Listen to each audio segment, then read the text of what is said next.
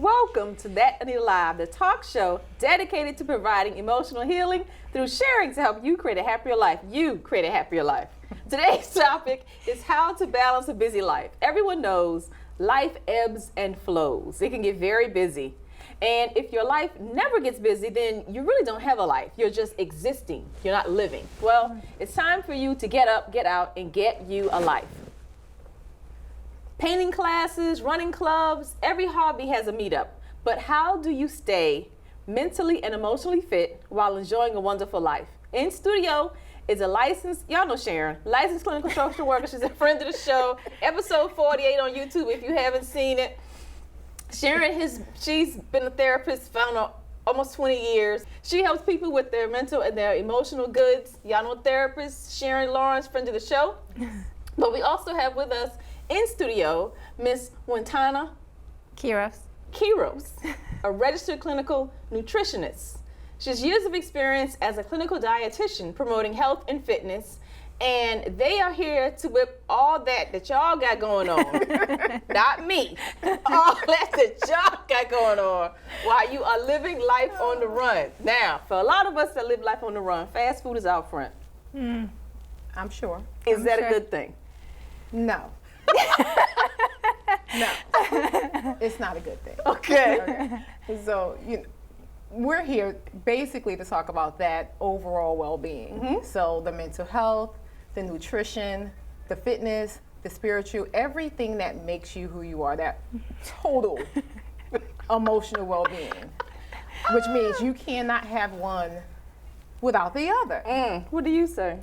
I totally agree. So You would agree. of course, she's my sidekick, right? I agree because at the end of the day, we are a sum of our habits. Okay. So our habits really dictate our well-being at the end of the day, right? So if your habit is not really taking care of yourself, it might also manifest in every aspect of your life. So eating fast food every day is not necessarily good, but if you ate a fast food but also picked healthier options on the fast food, might be doable. So there might be a win-win situation there. Girl, look. It's like a car. It's a car. With 4 tires. Right. If you have a nail in one tire and you try to continue driving that Anyway. car, you know this. They don't have to Here's run well. what you missed.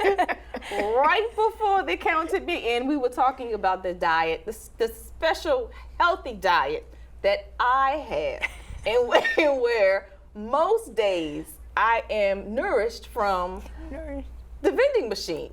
And if it doesn't come from the vending machine, then it comes from one of the, the neighborhood can spots, one of the neighborhood fast food spots, one of the food trucks that I pass on my way home. It's just. So you have nails in all 4 of your tires. So I was saying that this isn't for my benefit, that I have this platform to share with you all so that you all get the benefit of having good nutrition and good emotional and mental health. Right. Not me. So now here we are discussing what are some of the ways that I guess the imbalance, one affects the other. Okay, so one of the things I can say about, for example, depression. Okay. We know people are more at risk. I mean, all the way up to about 60% when they eat the wrong things, they're at higher risk for having depression. Okay. However, if you have a more balanced diet, you reduce that risk by 35%. Really, with all the sugar that we consume? With Right. those of us That's what I'm that are saying. bad That eaters? risk increases to 60%. But sugar makes you feel But it's so temporary. good. It's a temporary fix. However, Ice that's why cream. Wintana is here, because she's going to talk about Gummy those things. bears. What are you eating?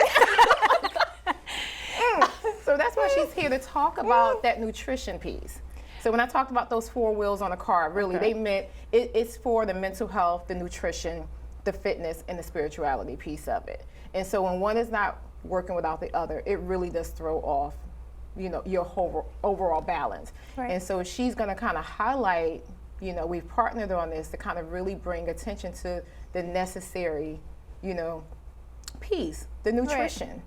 It plays a major factor in your mental well-being. Yeah, and depression is one of those things most people really don't associate nutrition to depression, but now there's a lot of study, like Sharon has mentioned, up to 60%. Poor diet can increase your risk for depression.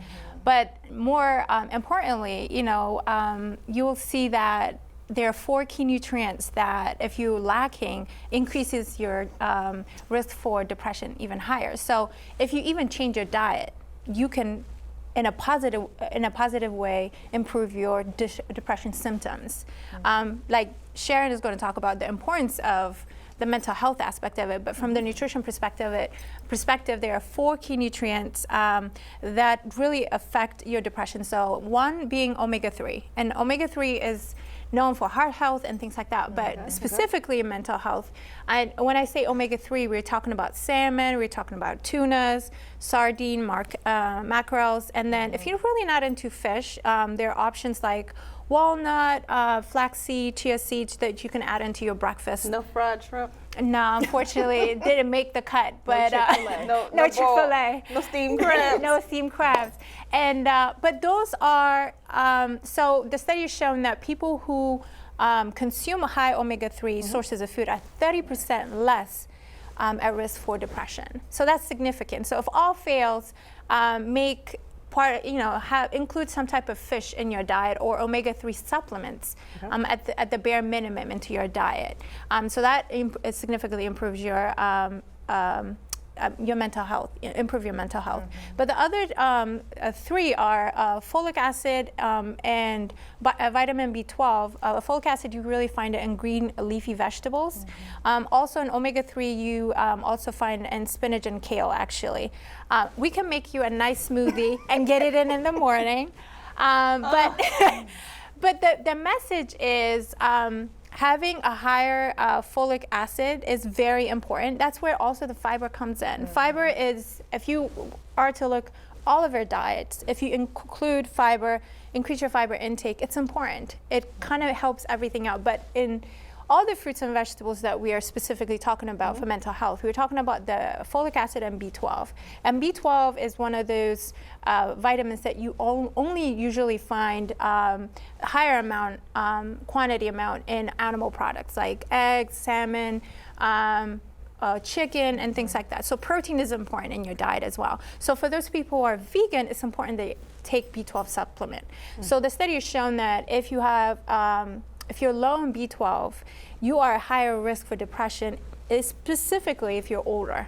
So your risk is higher for depression if your B12 is low. So, and the last vitamin, and a lot of us, a minority, are very low in is vitamin D. And because you go into work when it's dark, you come in when it's dark. So you kind of lose the benefit of vitamin D. So the recommendation is about 15 to 20 minutes, at least twice a week, to get, is enough to get absorbed, basically. So you should be intentional, but for people who are lighter skin, that's, the recommendation is a little bit different. So, and vitamin D is also found in salmon again, and tuna again. So if all fails, you should incorporate salmon and tuna into your diet. Salmon and tuna are not in the vending machine. So can of tuna is, though. So we can negotiate, That's right? the healthy vending machine. I don't stop at that one. I go down to the little broke one in the corner that I got the hit to make sure my chips drop. Right. That's the one I'm using. I'm not using the little refrigerated one that has the spinner on the inside and all the nice lighting. I got you. So at the bare minimum, you could do walnuts. Walnuts is a good source of omega-3. Okay. So you can have that in your drawer. It won't go bad. And just take 1/4 of a cup, just a little pinch out per day as a prescription of medication, just to get in some omega-3 into your diet. That's all we're just saying. So what do you think? What is the age onset for depression? Oh gosh. Are you ever out of the woods? No. To say, hey, I'm 50, hey, I'm 60. No. That's a really low chance of me ever. I wish I can give you a set age for depression. Okay. No. I mean, you can have a young child, you can have a teenager, you can have someone who is 80, who maybe have never experienced depression in their entire life, and as they get older, it starts to set in. So there is no magic number. I read an article the other day similar that to- said, even in this age where we are highly connected, with social media, the rate of loneliness is going up. Yeah. I mean, you're talking about it's interesting. I actually had this discussion with someone today where they talked about, being alone, but not feeling lonely, and then vice versa. Feeling lonely and not being alone. Where you may be in a room with 100 people, but still have this feeling that you were in the world by yourself. And so I'm finding that to be more and more common and present, and not just in teens, young adults. I mean, it's happening with everyone. And I don't know if it's the lack of socialization that takes place. I mean, you have a lot of social media, you have a lot of technology. Even if you go out to dinner, you look around, everyone is on their cell phone. No one is actually actively Interacting with each other. engaging with one another. And so it's like it is possible to be in the midst of 10 people and be feel lonely. like you are by yourself. And that will increase depression all by itself. Now, is depression, does it have to be clinically diagnosed? Because I know a lot of the times when people just are describing a slump or a state of sadness, because depression, does it bounce within one day, or is it a state of being that someone goes through over a prolonged period? Let me answer your first question. No, it does not have to be diagnosed. It's best if it is diagnosed because you may need further treatment, whether it's medication, whether it's therapy. But you do have some people that may say, okay, this is a situational thing.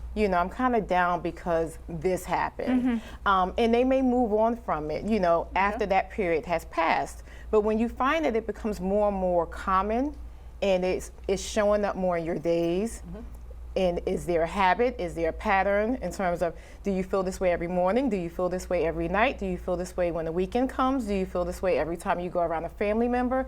Do you feel this way when a certain holiday comes around? Now you're talking about looking at what the pattern is and what the symptoms are and how long they've been there, the frequency. And so then that's when you need to look at diagnosing and treatment. Because Monday morning is the most popular morning for heart attacks. Oh, People are returning not to happy work. with their lives. They're not doing what they want to do Yeah. with their time. For a lot of people, you talk about depression, but you're also talking about anxiety.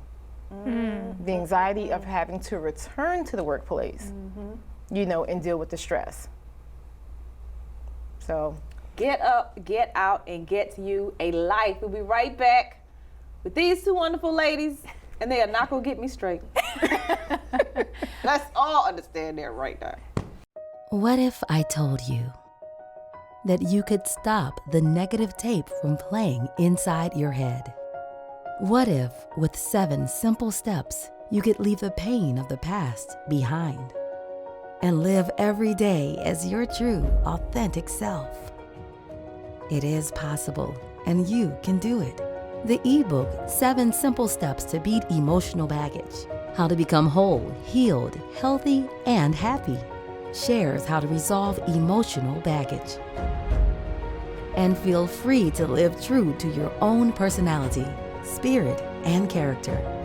Transform negative thinking into positive thinking and become equipped to boldly face your past and resolve emotional pain.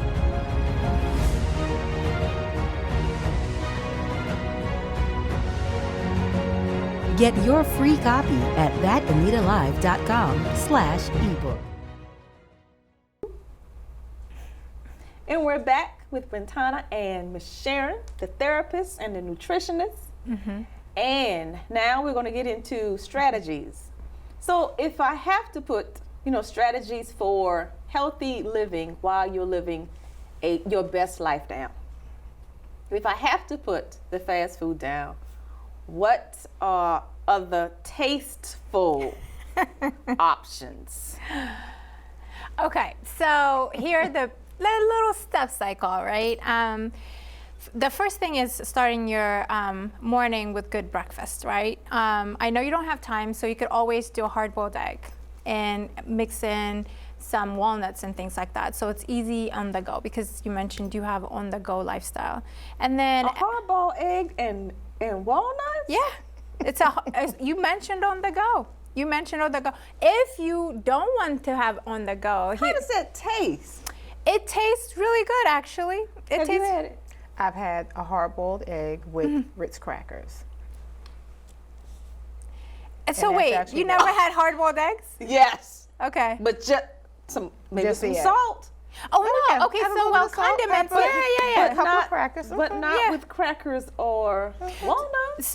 So you could do it this way, right? So we can individualize it to your preference, right? So I'm just going to give you the food group, and then however you combine it is up to your preference. How about we do that? Good. So that will be helpful for everybody, right? That is listening. So all I'm saying is having some type of good protein to get you started, and having some type of omega-3. Right? And even if you wanted to do like a scrambled egg and add spinach into it too, get in all your omega-3 in the morning. Okay. And then come snack, you can do then the nuts, because you didn't get them in the morning. You could do a little bit of walnuts. And then come lunch, all we're saying is having like that kale or Brussels sprouts sources, which are again omega-3 source, or also having green leafy vegetable on your plate, just making half of your plate a vegetable, and having some type of salmon or tuna or sardine, things that are in cans, again, or mackerels, that does not require cooking. That does not require cooking. We're talking about easy on the go, right? That does not require cooking. So you could just make a quick salad, right? Okay, hold on. So, Yeah. how many meals a day do you suggest? Definitely 6 more meals. You don't want to have, so you do not want to have big 3 meals in a day. Okay, so we've gone from 3 to 6. Okay. Right? Okay, so where are we now? Because, it ebbs and it flows over like a decade. It's pork is good, and then we go into pork is bad, eat the other white meat. Right. Right. Now it's good. Okay, now so it's good again. Yeah. So Right. So we've gone through, that was the breakfast and the snack. And then now lunch we've And gone lunch. through. Okay. And then you could do some yogurt or some type of a fruit and peanut butter for snack before you get to dinner. So what will the reason why we're saying snack in between your meals kind of curbs your appetite, so you don't increase your risk of overeating at one meal. So what happens is, the idea is to eat 70% of your calorie needs before dinner. But what do we all do? We barely eat breakfast, we skip through lunch, and then, hey, we catch up for dinner. And then what happens is, all of that, we don't give it the opportunity to burn. Yes. We just sit it, we eat excess amount of it, and it changes all to fat. And the worst part of it is, we eat and then we sleep. And then our sleep is interrupted because we're not allowing our body to rest completely. So you wake up tired, and then you're not allowing your hormones, ghrelin and leptin, to rest, so you're always hungry and never full. So you kind of self-sabotage into this cycle where you overeat, you don't allow your body to rest, you start that same cycle the next morning. The only way to fix that is honestly to stop eating 2 hours at least before you go to bed, at least, at the bare minimum. I mean, there's a lot of studies that, fasting is improving mind health and things like that, which is great. If people have that discipline to fast for at least 12 hours, stop eating at 6 and then start eating after 6 o'clock, that's an amazing idea and a way of lifestyle. Not everyone can subscribe to it, but it's a different way of living. But at the bare minimum, what I'm saying is, stop eating 2 hours before sleep for the pure way of allowing your body to completely rest so that it could do the job come morning. Would you agree? I don't know about them sardines. Just say yes for the people. Just say yes for the people. She agrees. She agrees. That you all should adhere to all of her advice. Now, a lot of people in this area, they get up around 5, 6. Yes. There's an hour and a half commute in the morning. Then they're at the desk. And in this area, people work anywhere from 8 to 10, maybe 12 hours a day because they want to work less number of days during the week. Correct. You know, that famous flex day. RDO, that famous Alternative work schedule. Right. How does that affect your mental health though? If you are balancing it out with working out, because those 10-hour days, they go pretty quickly. Because the reality is, if you look at someone who's working 5 days a week, most likely they're already working 10 hours a day anyway. And so I think that's the reason that many people will seek out the option of the alternative work schedule, because at least they know I'm working 10 hours a day, but at least it's only 4 days a week. And that 5th day, I get to stay home, or I get to run errands, or whatever it is I want to do. The goal is that you're adding on things such as working out and making sure that it's a part of your regular lifestyle, and that you're taking time for you. Hear that, y'all? Y'all need to be working out. Working out. Y'all need to be working out. Working out, some type of activity, even if it's a 20-minute walk a day, you should have some type of movement going on every day. You know, if you can't get to a gym, make sure you are moving. They have even gotten creative where now they have these little, I can't call it a bike, but the pedals. Oh, the pedal while you're sitting down? Yeah, while you're sitting down. Some people even have standing desks now, you know, so that even helps them to break down their food, you know, so that they're not just, you know, all day long, lounging all day long. But just having some type of movement. For lunch, get up from your desk, go for a walk, get some fresh air, count to 10, make sure you're breathing. Talk about mindfulness in terms of when you do have lunch, take your time and eat. Don't scarf it all down, especially not from the vending machine. This is for y'all, please. This is for you. Make sure that you're eating healthy. My vending machine. That you're taking time, and that self-care is a big part of it. I mean, that's the biggest piece of it, is that self-care is very important. It's a part of your mental well-being.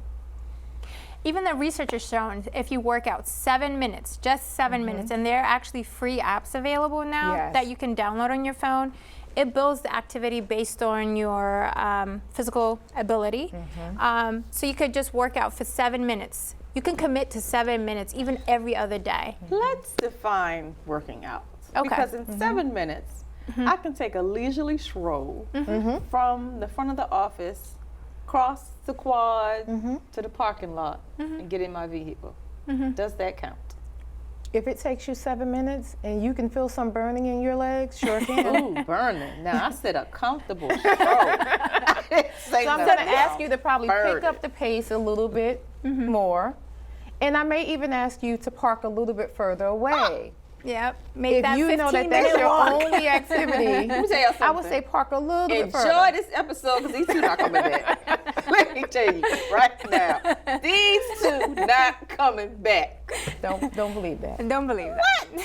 We are helping you, but the 7-minute workout is really like a high intensity workout. You just do a jumping jack, sit-ups and things. I've actually done that. Yeah, it's really, really effective, and it just gets all the blood into all of your body, so you kind of get refreshed and feel good to start your day. Now, what about, because entrepreneurship right now is really hot. It is. And the life of working 19, 20 hours, overnight sessions, all that kind of stuff is the social media life. Okay, I don't do but that. Now, that's not me. How does that affect you though in real life? You're actually not practicing, what you're telling other people.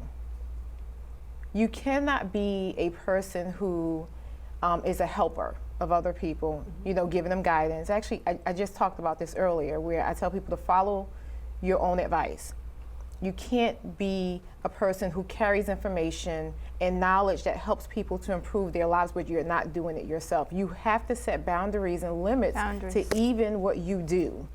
And so it's a matter of committing to yourself or making a recommitment to yourself if you were once on this path and saying, I'm going to do something different. So you can do it in strides, trends, or seasons. Yes. But that can't become a way of life. Correct. Oh, no. If you say 1 day a week, if you say 1 day a week, okay, I realized I did not blog or I didn't post, let me get in here and spend these next 2 hours. That's fine if it's the exception. It cannot be the norm. It cannot be the rule of how you function. The problem is also people assume that your body is like a machine. You're human. Superheroes, exactly. That's even better. But the problem is when you don't take time into the resting mode, the taking care of yourself mode, you're going to get burnt out. So yes, in your 20s, yes, in your 30s, you can run and do that, but physically, even your metabolism changes too. Yes. So take that into consideration. Balance is the new thing, Yes. not overwork. The overwork is the old way of thinking. But if you want to sustain the business that you're trying to create and live long enough to see it through, Yes. the fruit of your labor, Yes. you have to have a long-term view for your health. You cannot put all these sacrifices that you're time-wise, energy-wise, mental health-wise, all now without really taking consideration how it's affecting your physical health currently. Because you're not a machine. You are a human being with all these needs that require sleep. Sleep is one of those studies that are showing now, like it affects your weight as well. It affects your mental health. You know, sleep deprivation exhausts you, right? So you make poor decisions. It's as if you're driving drunk. This vehicle that yeah. has nails in the tire? Yeah. Okay. That what you just said. Yes. So it's really, people take advantage, you know, I'll Yeah. sleep when I die. You will die if you don't sleep. That's really what the That is saying very should true. go. So we really want to take the mindset. It's again, the overall, being healthy has to be a mindset shift. Yeah. It's not just going to the gym and working out. It has to be about taking care of your mental health. It has to be about connecting with people. You mentioned loneliness. It's not about me connecting with you social, like sitting here right now without our phones and disconnecting and really engaging Right. and hearing you, and we're laughing and we're connecting. That's important. That's human factor. Yes. You are humankind. So be human and also be kind. You know, be kind to each other and be kind in the ways you approach life, because if not, you know, if you treat yourself as a machine, like producing, you will burn out, and there are severe consequences for that. Severe consequences. Unfortunately, fast food is not going to help us sustain a healthy lifestyle. No, unfortunately. But today, hopefully you learned a lot of quick tips to stay healthy while you're on the run, building a life that is your own kind of beautiful. To reach out to Wintana, visit resetlifestyle.com. If emotional health is more of a concern for you, then reach out to Sharon at myselawellness.com. Invest some time in caring for your temple so you can be healthy for as long as you are alive. I'm Anita, your host. Be sure to check out thatanitalive.com for where and when to see our next episode.